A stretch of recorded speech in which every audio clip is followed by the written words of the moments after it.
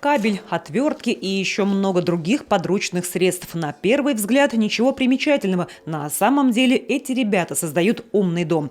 Это автоматизированная система, которая позволяет управлять с помощью смартфона либо любого другого устройства вашим жильем. Включить свет, тепло, раскрыть шторы даже за 1000 километров от дома.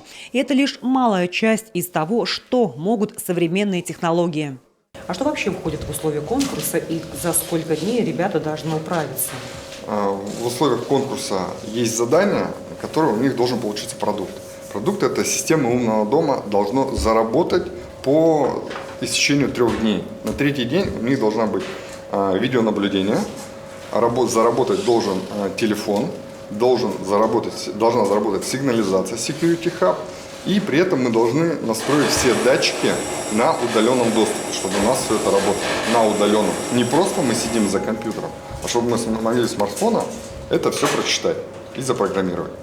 3 дня на задание. Тут важна не скорость, а качество. За этим внимательно следят эксперты. А это и опытные преподаватели, и сами студенты. Они уже отлично разбираются в IT-технологиях. Начиная со 2-го курса студенты проходят производственную практику. Учебный курс больше рассчитан именно на практические навыки. А это и работа на производстве, и участие в различных конкурсах. Не ради победы. Все для опыта.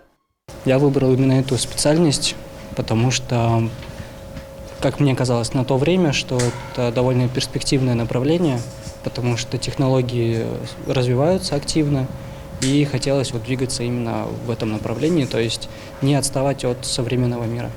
Победители прошлого регионального этапа и призеры федерального тоже внимательно наблюдают за нынешним состязанием. Советовать и подсказывать, конечно, нельзя. Можно лишь посмотреть на работу со стороны и взять себе что-то на заметку. Ведь любой опыт и новые знания пригодятся. Тем более, что через пару месяцев уже выпускные экзамены.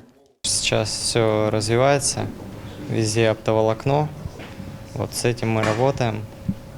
Везде нужно... Всем нужно безопасность, система безопасности, умный дом. Все это развивается и поэтому востребовано. Сделать все качественно и правильно, чтобы проект заработал. Для участника важно и знания, навыки свои проверить, но еще важнее – оценка потенциального работодателя. А он видит все. Процесс работы, все, что происходит в мастерских, транслируется в режиме онлайн. В рамках работы конкурсных площадок работает еще деловая программа чемпионата. Это возможность пообщаться педагогам, студентам и работодателям. В рамках работы каждой площадки работают наставники, индустриальные партнеры. За каждой площадкой закреплен базовое предприятие-наставник. Конкурсное задание тоже согласовывает предприятие-партнер.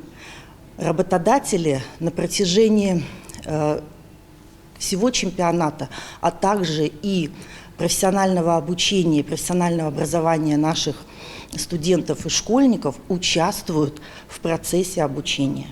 267 конкурсантов, а еще столько же экспертов и наставников. Более 600 участников объединил нынешний конкурс профмастерства. Компетенций тоже стало больше, 47 направлений. От электроники до технологии моды и даже добычи нефти, газа.